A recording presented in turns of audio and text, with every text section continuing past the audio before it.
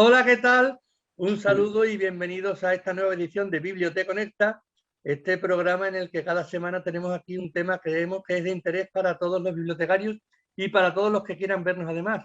Y hoy veis que nuevamente, aparte de estar con María Benítez desde la Biblioteca de Ourense, hola María, Hola, aquí en la biblioteca. ejerciendo nuestra labor. Y también con Yolanda Vallejo desde la Red de Bibliotecas Municipales de Cádiz. Hola Yo Yolanda. también desde la biblioteca, desde la mía, pero Bueno, es biblioteca también. cada uno desde la que tenga más cerca.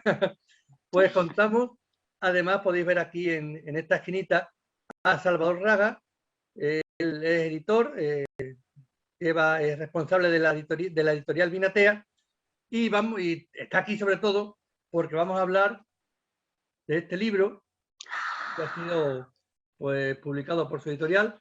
Son 101 relatos bibliotecarios. El libro nació el día 24 de octubre, coincidiendo con el Día de las Bibliotecas. Y bueno, pues queremos que nos cuente un poco todos los entresijos de llevar a cabo esta edición, ¿no? Si quieres podemos empezar hablando, pues nos puedes comentar un poco qué es la editorial Vinatea. Buenos días, Salvador. Muy buenos días, pues Antonio. Bueno, antes que nada, por supuesto, decir que me siento tremendamente honrado de que me abráis las puertas de vuestra casa en forma de ventanita. Como veis, la pared que tengo detrás es un lienzo en blanco, con lo cual todo este atrecho que tenéis de un montón de libros, María tiene ahí una fotografía súper inspiradora en su espalda, pues bueno, voy a intentar pues sobreponerme a este horror vacui que tenemos y contar cosas interesantes. Y por supuesto también decir que os agradezco un montón el haber formado parte de una serie de presentaciones en Madrid hace escasos días en las que creo que nos sentimos todos fenomenal, o al menos yo me sentí así, y desde luego eso fue producto de vuestra generosidad y vuestro talento, segurísimo. Y bueno, entrando ya en materia, deciros que yo soy una persona que tiene muchísima suerte. Y tiene muchísima suerte porque soy capaz de que haya un equipo de personas con muchísimo carisma que creen que se pueden hacer libros que, si no salvan vidas, desde luego las mejoran. Y en este caso, la editorial Vinatea creo que tiene que dar un montón de lecciones al mundo porque tenemos la experiencia de que eso puede ser así. Esta es una editorial que nace en el año 2017 con una idea tremendísimamente ambiciosa, que es la de generar fondos con nuestros libros mediante un voluntariado cultural tremendamente agresivo, porque aquí el único señor que recibe alguna remuneración económica es el señor de la imprenta, cuando yo me tengo que llevar los libros de sus máquinas, porque claro, el señor tendrá que pagar el papel, la tinta, sus trabajadores, etcétera, etcétera. Pero a partir de ahí, desde que los libros salen de la imprenta hasta que afortunadamente hay alguien que quiera tenerlos en su casa, hay un montón de manos que se dedican a decirle al mundo que se puede hacer un voluntariado cultural para atender un montón de necesidades infantiles en todo el mundo y cerrar la puerta de nuestros despachos porque cada uno de los que estamos en el proyecto pues tenemos unas actividades profesionales determinadas, pues que en este equipo todos somos necesarios, todos somos valiosos y esta es una editorial solidaria con mayúsculas. Salvador, ¿cuántos libros llevas editados desde 2017? Porque 101 relatos bibliotecarios no es el primero. Bueno, Yolanda, tengo que decir que este ha sido un máster en estos 5 años tremendísimamente intenso, porque tengo que decir que quienes estamos liderando este proyecto no venimos del mundo de la edición de libros. Tengo compañeros que son médicos, otros compañeros proceden del mundo del derecho, otros proceden del mundo de la empresa, pero yo creo que nos aventuramos prácticamente en una prueba-error a ver si en esta ecuación en la que cabía cultura, solidaridad y libros, éramos capaces de darle permanencia a un proyecto que lo que nos producía era vértigo en el año 2017 porque no sabíamos a dónde nos iba a llevar ni si íbamos a tener capacidades de poder llevarlo adelante en un mundo que no es absolutamente nada fácil. Esa es la realidad. Y bueno, y contestando a tu pregunta, Yolanda, han sido más de 70 libros los que... Si ya un solo proyecto respecto no solo a la producción del libro, la producción de un libro es lo de menos, el verdadero abismo empieza el día en que el libro ya está convertido en papel y tienes que decirle al mundo que el libro existe y el libro prácticamente como un bebé recién nacido tiene que intentar colarse por lugares inhóspitos para decirle al mundo que tiene sentido que se haya convertido aquel proyecto en papel. Pues bueno, todo lo que tiene que ver con la escritura, corrección, edición, maquetación, diseño de cubiertas, preparación de presentaciones, redacción de notas de prensa, todo lo que es la vida de un libro que pretende tener voz en esta sociedad en la cual hay un montón de novedades cada día y tener una mínima voz cada vez es algo más complicado, pues lo hemos hecho únicamente con músculo voluntario. Y yo ahí me siento tremendísimamente orgulloso de pensar en enero, bueno, no, en diciembre de 2021, que aquella idea que tuvimos hace 5 años se parece bastante a lo que hoy es.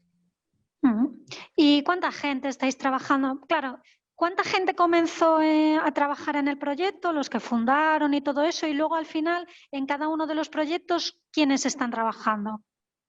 Mira, María, en un principio fuimos 4 personas, es verdad, y además yo tampoco quiero, digamos, colocarme en medallas, pero la idea parte de mi persona. Yo he pasado de ser estudiante a ser profesor, de ser profesor a ser investigador, de ser investigador a ser conferenciante, de ser conferenciante a ser escritor y de ser escritor a ser editor, mientras realizaba un trabajo jurídico, porque yo soy abogado y además era presidente de un proyecto solidario porque soy presidente de una ONG, con lo cual te puedes imaginar en esta montaña rusa en la cual uno puede acabar perdiendo su identidad, que uno necesita equipos y no para que complementen lo que haces, por lo menos para que no le pongan a uno palos en la rueda. Entonces nosotros comenzamos 4 personas con el proyecto. Yo propuse el proyecto, pero es verdad que en el día a día yo he tenido la tremendísima suerte de estar en un momento vital en el cual pues mis ambiciones profesionales ya son realmente escasas y en cambio son infinitas mis ambiciones de intentar llevar adelante proyectos que me parezca que me emocionan y que le dan una vida mejor a otra gente.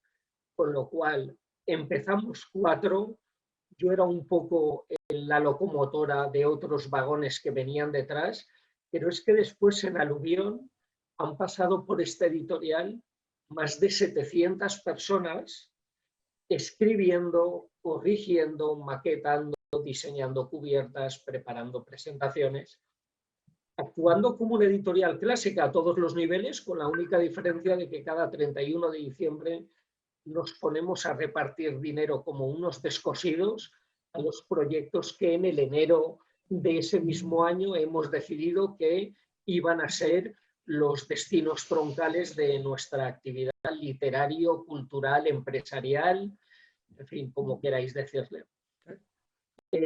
Por eso decía que somos personas que tenemos muchísima suerte, porque más allá de los problemas que te trae el día a día, yo creo que el tener el espíritu de pensar que el mundo puede ser un poco menos injusto de lo que realmente es haciendo libros, me parece una ecuación muy potente.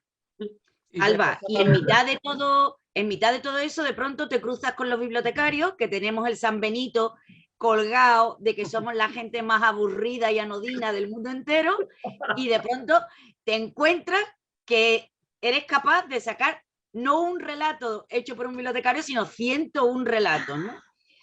Yo quería preguntarte dos cosas. ¿Cómo la recepción que tú has tenido, si te ha cambiado un poco la idea de los bibliotecarios? Y luego, si te ha sorprendido la creatividad, la calidad literaria de los bibliotecarios, ¿no? Que somos gente siempre que está ahí como detrás del mostrador y nunca damos el paso adelante. Bueno, Yolanda, yo tengo que decirte que yo no venía con un cliché previo respecto a la profesión. Mira qué majo. El pensar que todos los abogados somos unos cuervos, que todos los bibliotecarios sois unos aburridos, o que todos los que tienen talleres de coches te la van a meter en la reparación. En fin, eso me parece que es un poco reduccionista, que sirve para los chistes, pero que después en la realidad yo creo que también he podido hacer un máster en este rastreo de personas a las cuales yo les pedía que pudiesen aportar un relato literario creativo a esta antología, y la verdad es que la respuesta que yo he recibido ha sido una respuesta, ya te digo, de todas las características que te puedas imaginar. Me he llevado muchas alegrías, me he llevado algunas decepciones, y yo creo que es verdad que ese hecho físico de pensar en un bibliotecario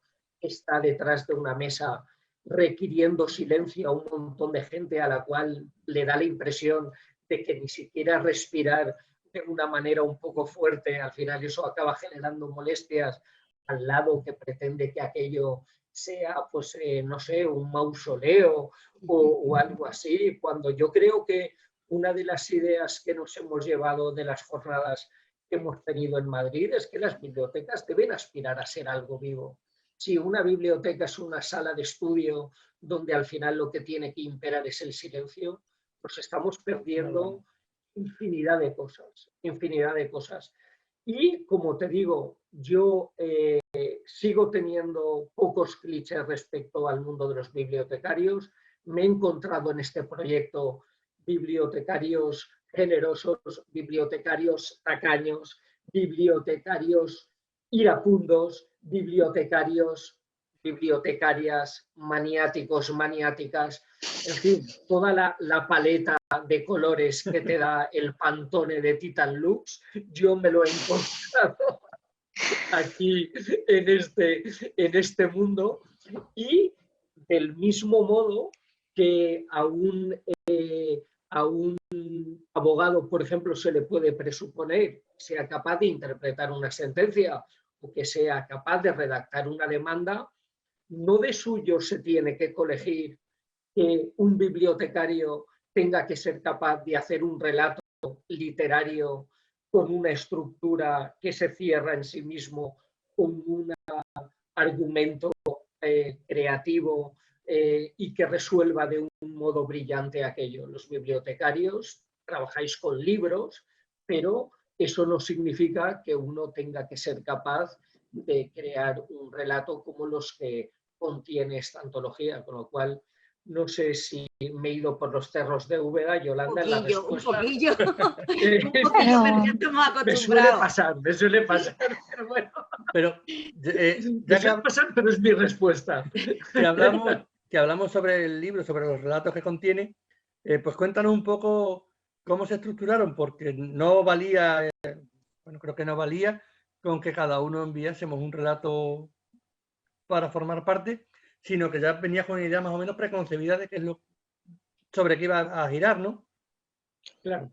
En un principio, lo que tenemos que decir es que esta idea parte en la era pospandémica o prepandémica o durante pandémica, ya no sé exactamente en qué momento estamos precisamente como un homenaje, y creo que esto lo hemos comentado, a una historia que llega a mis oídos y que es que en un pequeñito pueblo de Castilla-La Mancha, saltándose todas las normas de confinamiento, resulta que se abre una biblioteca por la noche para acoger a determinadas personas que vivían solas y que estaban sufriendo de una manera más especial la soledad que implicaba el no poder salir a la calle de manera diurna. Con lo cual, de una manera clandestina y de una manera furtiva, se abría esa biblioteca y poco a poco iban llegando viejecitos para realizar allí, al menos una vez a la semana, alguna actividad nocturna, que podía tener que ver con un cuentacuentos, que podía tener que ver con un cineclub, que podía tener que ver con una lectura de poemas, que podía tener que ver con otras cosas. Y cuando yo me entero de esto, y a mí me parece que en el mes de mayo a mí se me enciende una luz en el cual yo creo que se tiene que hacer un homenaje a ese contenedor donde se le da una nueva proyección de vida a gente que estaba confinada. Y se me ocurre una idea tremendamente agresiva, que es la de intentar que en un círculo de 101 bibliotecarios, bibliotecarias, se escribiese un relato sobre un tema que previamente yo entregaba y que tenía que ver con algún hecho acaecido en alguna biblioteca del mundo o algún hecho que me hubiese parecido especialmente impactante respecto a la historia de algún códice, algún manuscrito o incluso algún autor maldito de la historia de la literatura.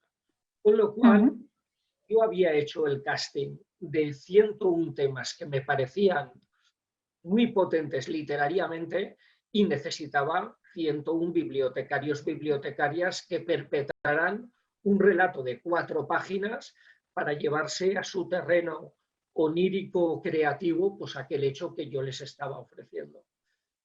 Y bueno, podéis imaginaros que mi verano ha sido todo lo que os podáis imaginar, menos un verano playero, ¿no? He vivido como tantos otros veranos, pero en este caso con ocasión de los relatos bibliotecarios con un ordenador sobre los muslos y, como decimos en el prólogo del libro, pues me he encontrado situaciones de todas las características. Yo conocía a un pequeño círculo de bibliotecarios, bibliotecarias de la zona donde yo vivo, en la Comunidad Valenciana.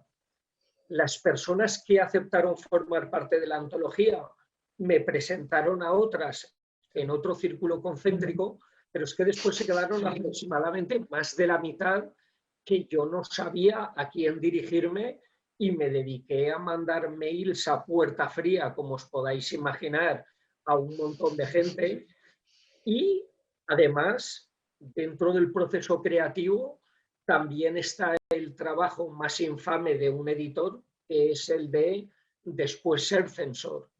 El tener que pulir o podar o directamente eliminar relatos que te llegaban y que a tu entender no tenían la calidad literaria suficiente para un editor que alguien decide regalarte su tiempo, formar parte de un proyecto, hacerlo con toda la ilusión del mundo y tener que decirle pues, que ese relato necesita más trabajo, pues no es fácil porque muchas personas con un montón de ilusión se quedaron en la puerta del proyecto y ahí pues no sabes si disculparte, si ser didáctico, si explicar que habrá una segunda edición, que por supuesto pretendemos que la haya. Y después un montonazo de gente que cuando se entera de que el libro está en la calle, dice, oye, ¿y por qué no me avisaste? Me hubiese encantado participar, etc, etc. Después, Salvador, y el círculo, ese círculo que empieza por los bibliotecarios más próximos a tu comunidad, ¿hasta dónde se extiende? ¿Desde dónde te han llegado relatos? Bueno, casi todos.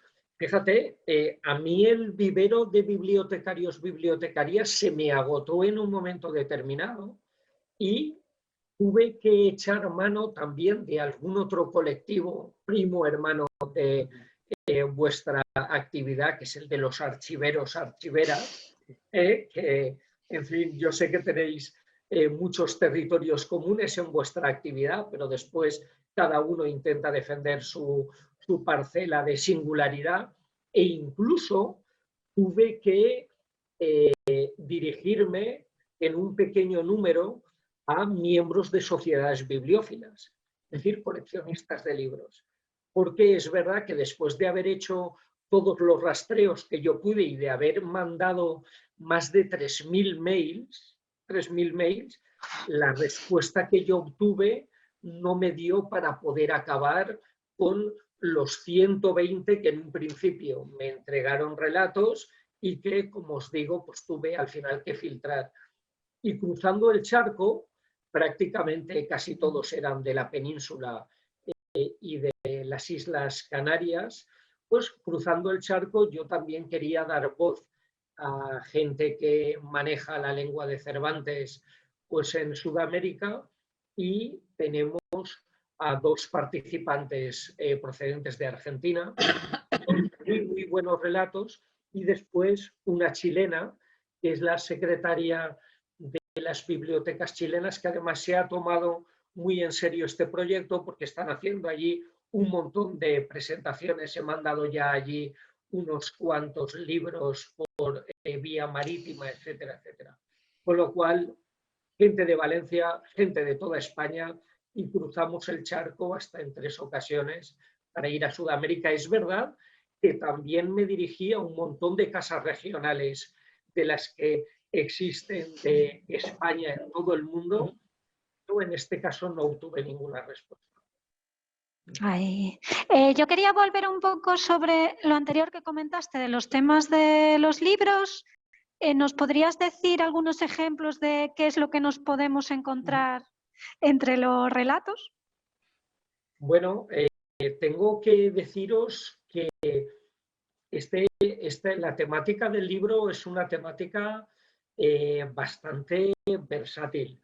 Como os digo, yo he intentado también que el ámbito geográfico pudiese abarcar un montón de lugares del mundo, es decir, no centrándonos en bibliotecas que estuviesen en España o incluso en Europa.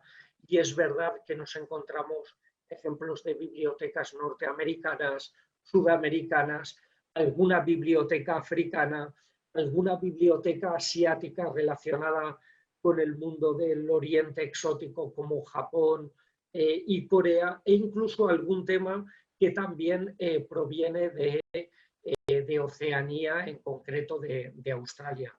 Y como os he dicho, he centrado la temática del interés que yo tenía previamente para poder ofrecer relatos en este libro en cosas que tenían que ver con objetos, con personas y con lugares. Los lugares, obviamente, bibliotecas, y ahí centraba algunos hechos curiosos que podían haber sucedido en bibliotecas de todo el mundo y que nos parecía especialmente singular que un lugar como una biblioteca hubiese sido el contenedor físico de algún hecho como el que se relata allí. Por supuesto, hechos relacionados y sobre todo, los hechos bibliotecarios suceden en muchas ocasiones con temas dramáticos.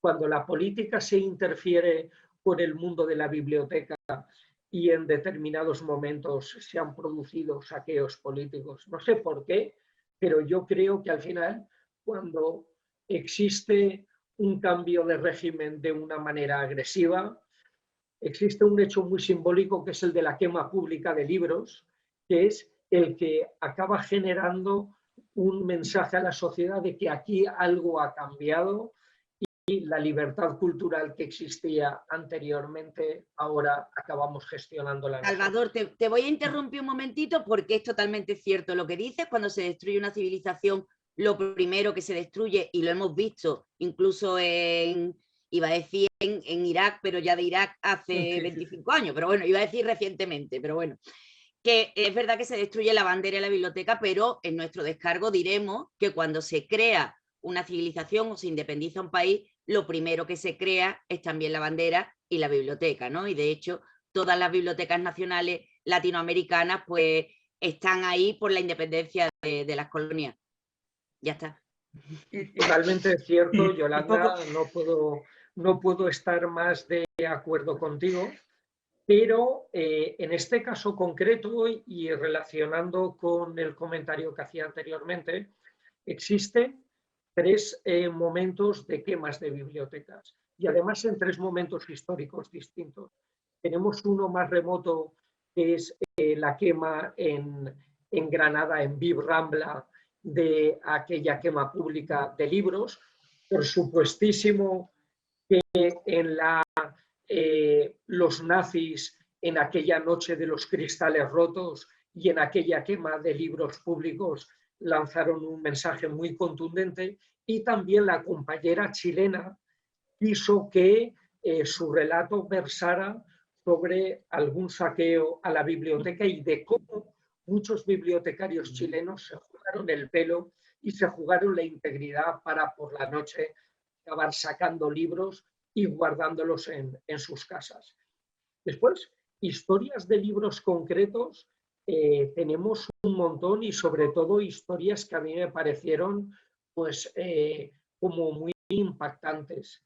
Códices que aparecen emparedados detrás de lugares cuando han habido situaciones políticas convulsas, manuscritos que tienen en sí alguna leyenda negra o alguna maldición que acaba arrastrándose a lo largo del tiempo. Claro, hablar del Códice Voynich es el ejemplo arquetípico de lo que estoy diciendo, pero tenemos unos cuantos más por ahí que además también se convierten aquí en relato literario. Y después, por supuestísimo, autores malditos o no malditos. Además, me gustaría que, como bien dice José Antonio en alguna de las presentaciones que hemos tenido, le gustaría que el libro se empezase desde el final, porque es verdad que algunos de los amigos que nos hemos reunido en Madrid en estos días, al final el orden en el que aparecen los relatos en el libro es un orden estrictamente cronológico en función de la recepción que yo tenía. Y además Ana Ruiz, que fue quien posibilitó que tuviese contacto con Yolanda, con Juan Sobrino, con Pilar Uguina, con José Antonio Teodoro, pues ella entra en acción en la última fase del proyecto, porque la verdad es que yo no había pensado en ella como bibliotecaria, a pesar de que yo tenía su libro, pero yo creo que la figura de Ana trasciende infinitamente a alguien que es enfermera, pero que utiliza los libros como un elemento sanador, con lo cual, si ella no se puede autoproclamar aquello de ser bibliotecaria, vaya, el concepto se me queda tremendamente estrechito.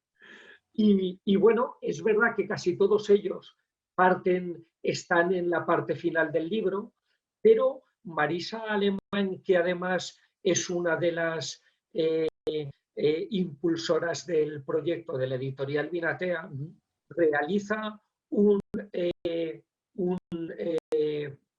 epílogo en el libro en el cual centra su mensaje en cerrar el círculo de lo que significan las bibliotecas, pero relacionándolo con Dostoyevsky y relacionándolo con los bestiarios medievales que hay en la Biblioteca Nacional Rusa, que está en San Petersburgo.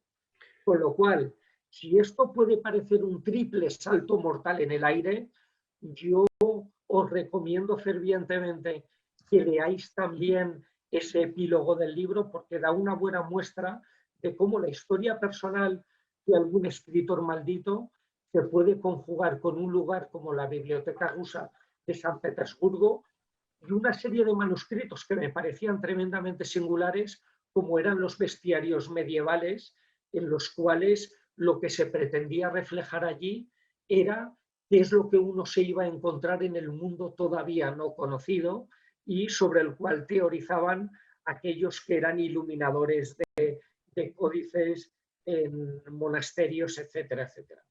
No Pues sé, ya yo os sabéis. tengo que decir de algo que me parece muy interesante. Queda pendiente la lectura de ese libro y ya, bueno, pues lo podéis encontrar, que creo que es una parte también importantísima, lo podéis encontrar en el catálogo de la editorial Vinatea. Vamos a poner por aquí la dirección ahora, ¿vale? Para que se vea que todos podáis acceder pues ya digo, al catálogo, ver todos los libros que venden y si os interesa podéis comprarlo. Y nada, pues se nos ha terminado el tiempo, sabéis que pasábamos fugaz. Y como siempre, pues no podíamos terminar un programa de Biblioteca Conecta sin ese momento tan especial que es la cita con Yolanda.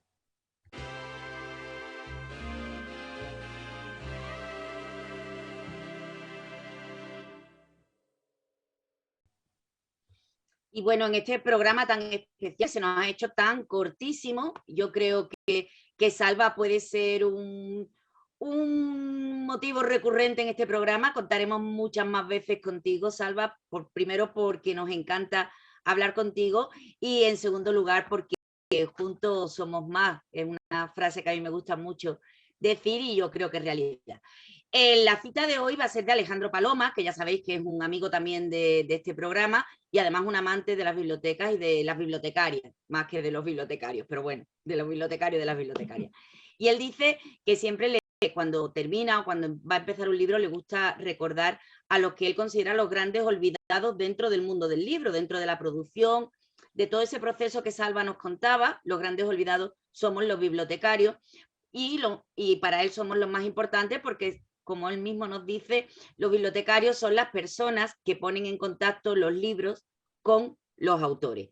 En este caso, en el caso de 101 bibliotecarios, hemos dado ese triple salto mortal que decía Salva y ahora somos los bibliotecarios, somos los autores. Entonces, no nos queda más que recomendaros que os hagáis con el libro, que lo podéis conseguir en la editorial Vinatea y que también está ya como las grandes películas en las grandes salas, pues en las mejores bibliotecas de España. Pues nada, sin más, hemos llegado ya al final del programa. Muchísimas gracias, Salva, pues por haber accedido a nuestra llamada, por haber estado con nosotros, por participar, por exponernos la idea de esta editorial que creo que es tan bonita y por presentarnos este libro y darnos la oportunidad, además de haber formado parte de esta familia de 101 relatos bibliotecarios. Nos vemos la semana que viene, tendremos viaje, nos toca viajar, vamos a descubrir nuevos bibliotecarios por el mundo, así que nada, os esperamos una semana más aquí en Biblioteca Conecta. Hasta la próxima. Adiós. Hasta luego. Gracias.